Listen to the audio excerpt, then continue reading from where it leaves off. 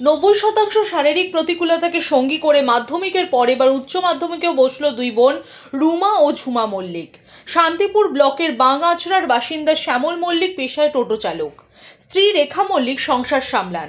তারই মধ্যে দুই কন্যা সন্তানের ভবিষ্যৎ উজ্জ্বল করার জন্য চেষ্টা চালিয়ে যাচ্ছেন তারা। সোমবার সকাল সকাল দুই কন্যা সন্তানকে নিজের টোটোতে করে শান্তিপুর মিউনিসিপ্যাল উচ্চ বিদ্যালয়ের পরীক্ষা কেন্দ্রে নিয়ে আসেন শ্যামল। সঙ্গে ছিলেন স্ত্রী রেখা। টোটো থেকে নামতেই অবশ্য পুলিশ প্রশাসন থেকে শুরু করে বিদ্যালয়ের কর্তব্যরত শিক্ষক শিক্ষিকারাও হাতে হাত ধরে দুই বোনকে নিয়ে যান পরীক্ষা কেন্দ্রে।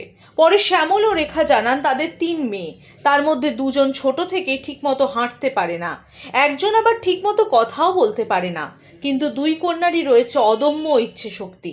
তারা বাবা মা হিসেবেই দুই কন্যার পাশে থাকতে চান। হাঁটা চলা করতে পারে না, একজন কথা বলতে পারে না, একজন ঠিক মতন সরকারি সুযোগ সুবিধা পায়? হ্যাঁ পায়।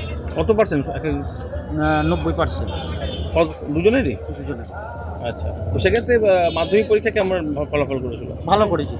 আর এবারে উচ্চ মাধ্যমিকে এটাও বলছি, আশা করছি ভালো হবে।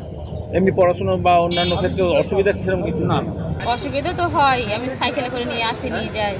আপনি করেন সেটা? আমিই করি। তো কি বা মাধ্যমিকে কেমন রেজাল্ট হয়েছিল? মাধ্যমিকে ভালো রেজাল্ট করেছিল, রাইটার দেওয়া হয়েছিল, দিয়ে পড়াশোনা ফের চালিয়ে যাচ্ছি। আর এবারে 12 ক্লাস দিচ্ছে, মিউনিসিপ্যাল স্কুলে হচ্ছে পরীক্ষা করেছে, ম্যামরা হচ্ছে স্যাররা ভালো সাহায্য করেছে, নিয়ে যা আশা করি। এবারে কেমন আশা করছেন? এবারও পাস করার তো চেষ্টা করছি। উচ্চ মাধ্যমিক পরীক্ষার প্রথম দিনও বাবা মার চোখ মুখ উজ্জ্বল, দুই সন্তানই ভালো ফল করবে বলে আশাবাদী তারা। Bureau report, the wall.